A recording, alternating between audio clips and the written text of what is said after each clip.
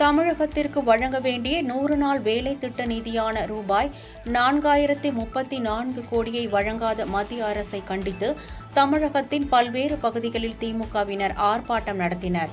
அந்த வகையில் நாகை மாவட்டம் தேவூர், ராதமங்கலம் உள்ளிட்ட 22 இடங்களில் திமுகவினர் கண்டன ஆர்ப்பாட்டத்தில் ஈடுபட்டனர். அப்போது மத்திய அரசுக்கு எதிரான பதாகைகளை ஏந்தியபடி கண்டன கோஷங்களை எழுப்பினர்.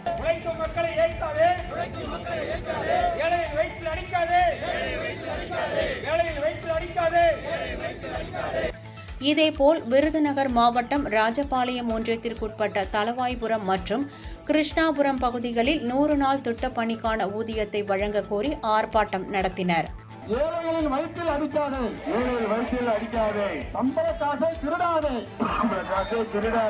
ஏழைகள் வயிற்றில் அடிக்காதே, ஏழை வயிற்றில் அடிக்காதே. மகாத்மா காந்தி தேசிய ஊரக வேலை உறுதியளிப்பு திட்டத்தில் மத்திய அரசு தமிழகத்திற்கு வழங்க வேண்டிய 4034 கோடி ரூபாயை வழங்க வலியுறுத்தி திருவாரூர் மாவட்டம் மன்னார்குடி அருகே மேலவாசல் கிராமத்தில் திமுக சார்பில் ஆர்ப்பாட்டம் நடைபெற்றது.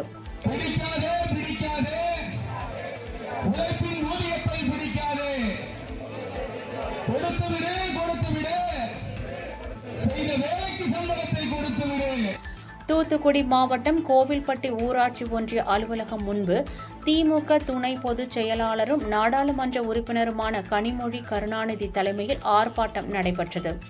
தேசிய ஊரக வேலை உறுதி திட்ட நிதியை வழங்காத பாஜக அரசை கண்டித்து கோஷங்கள் எழுப்பினர். தமிழ்நாட்டின் உரிமைகளுக்காக ஒன்றுபட்டு போராடுவோம், தமிழ்நாடு போராடும். புதுக்கோட்டை மாவட்டம் திருமயம் தாலுகா அலுவலகம் எதிரே 100 நாள் வேலைவாய்ப்பு திட்ட பணியாளர்களுக்கு வழங்க வேண்டிய நிதியை வழங்காத மத்திய அரசை கண்டித்து சட்டத்துறை அமைச்சர் ரகுபதி தலைமையில் கண்டன ஆர்ப்பாட்டம் நடைபெற்றது.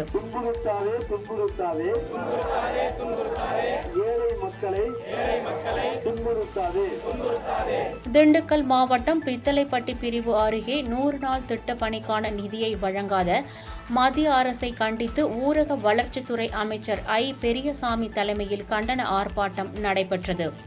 அங்கு அமைச்சர் பெரியசாமி செய்தியாளர்களுக்கு பேட்டியளித்தார்.